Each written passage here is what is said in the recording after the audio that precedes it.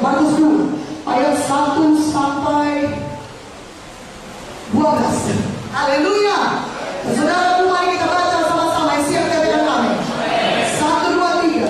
Kemudian sesudah beberapa hari, waktu Yesus berjalan dari Kapernaum, tersiarlah kabar bahwa ia ada di rumah. Maka datanglah orang-orang berkerumun, sehingga tidak ada lagi tempat. Bahkan dibuka pintu pun tidak. Sementara ia memberitakan firman kepada mereka.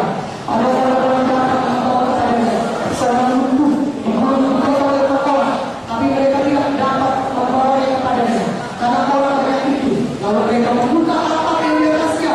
Sesudah terbuka, mereka menurunkan tilam. Kata orang lumpuh itu tertarik.